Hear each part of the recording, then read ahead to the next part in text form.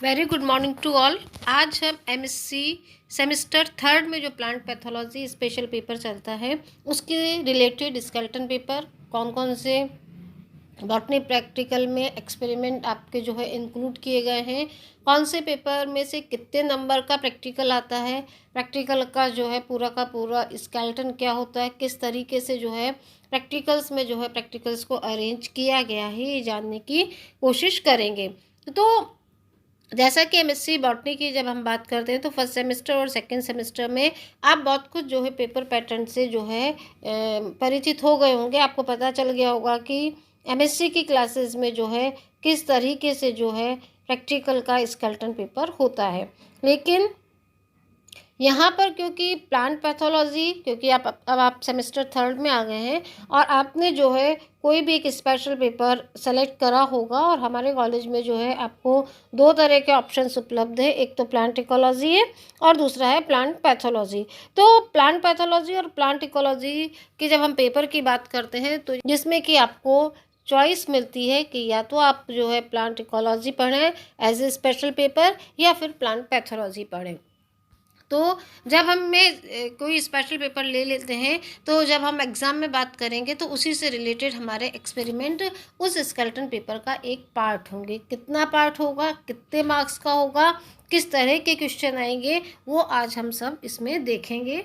और आपको ये समझना है कि किस तरीके से जब आपने जो है प्लांट पैथोलॉजी जो है as a special paper adopt करी है तो प्लांट पैथोलॉजी के जो प्रैक्टिकल्स हैं उसमें कौन कौन सी डिजीज़ है, या प्लांट पैथोलॉजी के अलावा जो है एक जनरल जो है पैथोजन है जिसकी की वजह से प्लांट में डिजीज़ होती है, उनके क्या कैरेक्टर्स होते हैं, किस तरह से जो है वो प्लांट की ग्रोथ को, उसके जो है प्रोडक्शन को इफ़ेक्ट डालते हैं, ये सब हम प्लांट पैथोलॉजी में पढ़ते हैं।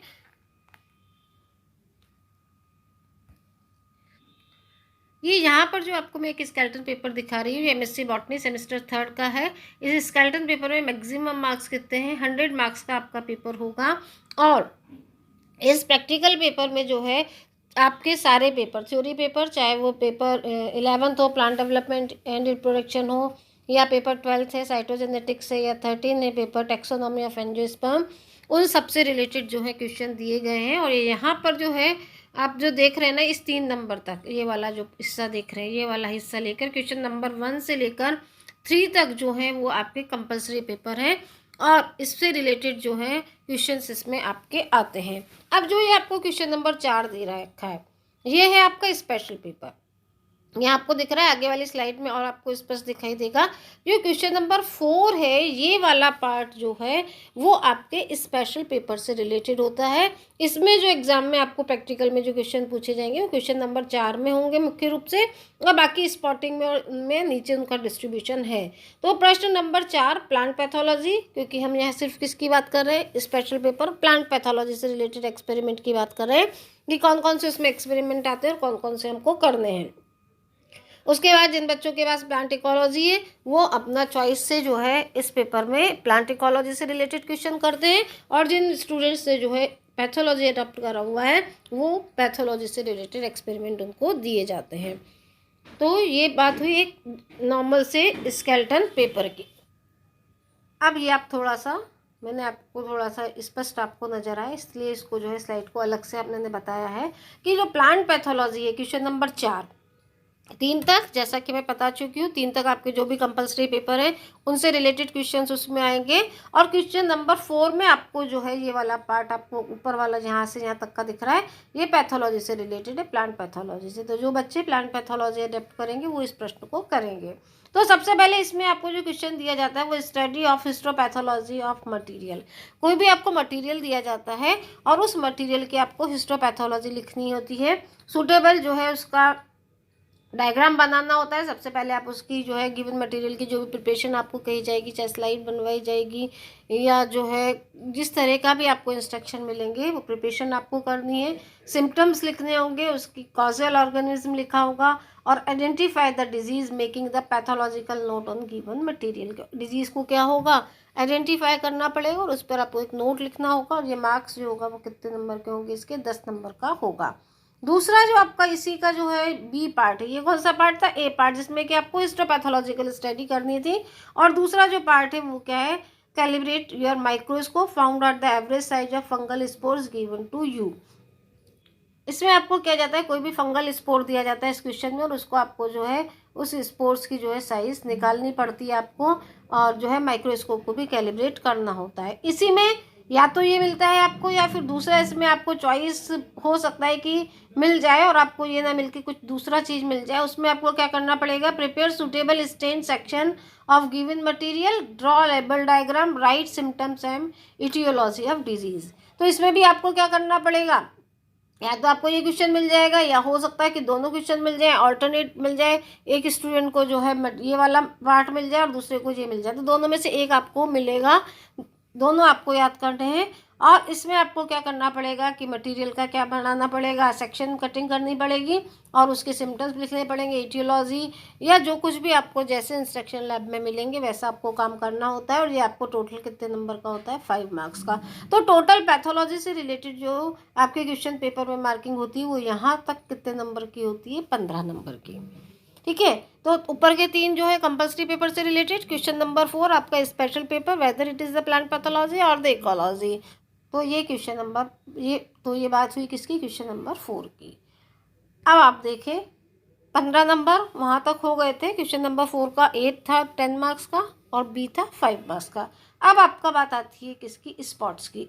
स्पॉट्स 6 स्पॉट्स होते हैं पूरे पेपर में से, तो उसमें से 2 स्पॉट हो सकता है आपके प्लांट पैथोलॉजी से रिलेटेड आए।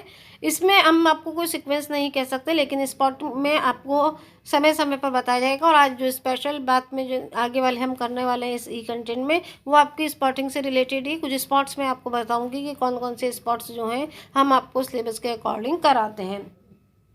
इसके बाद रिकॉर्ड आपका, और उसके बाद जो सेशनल सेमिनार या प्रोजेक्ट जो भी होता है वो 8 मार्क्स का होता है, वाइवा जो होता है 8 मार्क्स का होता है। तो ये टोटल आपका क्वेश्चंस का डिस्ट्रीब्यूशन है। और हम आज एम्फेसिस किस पर कर रहे हैं, प्लांट पैथोलॉजी पर एम्फेसिस कर रहे हैं कि प्लांट पैथोलॉजी से रिलेटेड एक्सपेरिमेंट कौन कौन से होते हैं, कौन कौन से एक्सपेरिमेंट आपके सिलेबस में मेंशन है जो कि लैब्स में कराए जाते हैं। तो ये आपके जो है सजेस्टेड जो है लेबोरेटरी एक्सरसाइजेज हैं जो कि आपके सिलेबस में दी गई हैं। उसमें आपको कल्चर ट्रांसफ़र टेक्निक्स है, techniques for isolation of pure culture है, isolation of disease colonies from a mix culture, isolation of pure culture from spread plate streak plate preparation, culture characteristic of microorganism, gram staining to draw a camera lucida drawing of a fungal spore, calibration of microscope, study of fungal and other diseases. तो इस तरह की जो है आपके syllabus में ये दिया गया है। तो जब आप लैब में आएंगे तो आपको इस तरह के एक्सपेरिमेंट कराए जाएंगे। यहाँ पर आज मैं सिर्फ आपके स्पॉटिंग वाले पार्ट की बात कर रही हूँ, और स्पॉटिंग वाले पार्ट में जो है कौन कौन से स्पॉट्स हम कराते हैं उनमें से कुछ स्पॉट हम बात करेंगे। स्पेशली किससे रिलेटेड स्पॉट है, वो प्लांट पैथोलॉजी से रिलेटेड स्पॉट होते हैं। तो ये सिलेबस आपको ध्यान में रखना है। और स्पॉटिंग किस तरह से, वैसे आप लोग फर्स्ट ईयर से लेकर 3rd ईयर तक, इवन सेमेस्टर फर्स्ट में सेमेस्टर सेकंड में आप स्पॉट्स कर चुके हैं। आपको पता है कि स्पॉटिंग जब हम एग्ज़ाम में लगाते हैं तो उसका प्रोसीजर क्या होता है, आपको क्या करना होता है। लेकिन क्योंकि अब आप सेमेस्टर 3rd में एमएससी के स्पेशल पेपर की हम बात कर रहे हैं, आप प्लांट पैथोलॉजी के स्टूडेंट्स हैं, तो एक प्लांट पैथोलॉजी का जब स्पॉट रखा होता है तो हमें उसको किस तरीके से अपने जो है कॉपी में लिखना है, फाइल में लिखना है, और किस तरह से हम आइडेंटिफाई करें कि जो स्पॉट रखा है वो कौन सा है, और उसमें जो है क्या क्या चीज़ें हमें लिखनी चाहिए ताकि इस स्पॉट में हमें पूरे में से पूरे मार्क्स मिले। और क्योंकि टाइम बाउंडेशन इसमें बहुत बड़ी चीज़ होती है कि आपको 3 मिनट में जो है अपने स्पॉटिंग पूरी करनी होती है। तो सबसे पहली बात है कि अगर आपके आइडेंटिफिकेशन प्रॉपर नहीं है तो आगे जो है आपको काम करने में दिक्कत आती है। तो आइडेंटिफिकेशन बहुत प्रॉपर होनी चाहिए। आइडेंटिफिकेशन प्रॉपर होने के बाद किस तरह से उसको लिखा जाता है, कौन कौन से जो है स्पॉट्स है, उसमें से कुछ स्पॉट्स की हम बात करेंगे, सबकी नहीं कर रहे हैं। प्लांट पैथोलॉजी से रिलेटेड कुछ स्पॉट्स की हम यहाँ बात करेंगे। तो ये आपको दिख ही रहा है, ये वाला टिक्का डिजीज़ का जो है ये स्पॉट है, ये आपको दिख रहा है ग्राउंड नोट पर, और ये स्पॉट्स आपको दिख रहे हैं।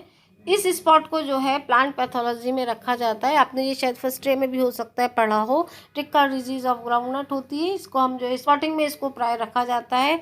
तो जब आपको जो है स्पॉट ये इस तरह से रखा हुआ है कोई भी, तो आपको पहचानना पड़ेगा कि ये स्पॉट किसका है। तो सबसे पहले आप क्या लिखेंगे कि दिया गया स्पॉट किसका है, टिक्का डिजीज ऑफ ग्राउंडनट का। अब यहाँ पे एक बात ध्यान में रखना है कि अब आपको पैथोजन तो लिखना है, लेकिन क्योंकि ये रिलेटेड किससे है, प्लांट पैथोलॉजी से रिलेटेड है, तो हम बात किसकी करेंगे, पैथोलॉजी की बात करेंगे, फंजाई की बात नहीं करेंगे। हम किसकी बात करेंगे, पैथोलॉजी की बात करेंगे। पैथोलॉजी का मतलब कि उस पर्टिकुलर पैथोजन की वजह से क्या सिम्टम्स हो रहे हैं, प्लांट की जो है उसमें मॉर्फोलॉजी में क्या चेंज आ रहा है, और साथ ही अगर आपको कोई सेक्शन कटिंग वाला मटेरियल दिया जाता है तो उसकी हिस्टोपैथोलॉजी में क्या अंतर आ रहा है। हमें प्लांट पैथोलॉजी पर जो है एक तरह से एम्फेसिस करना है, न कि फंजाई पर जो है एम्फेसिस करना है। तो ये आप देखें। इसके बाद दूसरा ये आपको दिख रहा है लिटिल लीफ ऑफ ब्रिंजल का है। आपको दिख ही रहा होगा कि ब्रिंजल की लीफ जो है बहुत छोटी सी हो गई है, और ये किसकी वजह से होता है, ये आपको पहचानना पड़ेगा कि ये माइकोप्लाज्मा की वजह से है, या वायरस की वजह से, या फंजाई की वजह से है।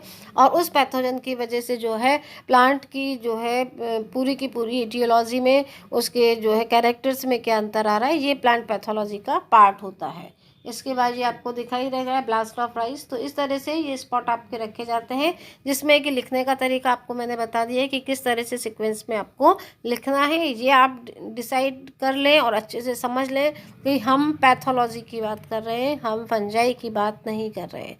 फंजाई का डिस्क्रिप्शन होता है वो अलग तरीके से होता है, और जब पैथोलॉजी की बात आती है तो उसका डिस्क्रिप्शन अलग से होता है। यहाँ पर हमें डिजीज़ की वजह से, उस पैथोजन की वजह से जो है प्लांट में क्या चेंजेस आए हैं उसको लिखना है, और उसकी वजह से जो डिज़ीज़ हो रही है उसको आइडेंटिफाई करना होता है, और उस डिजीज़ की जो है कंट्रोल किस तरह से किया जाता है वो सब हमें प्लांट पैथोलॉजी में लिखना है।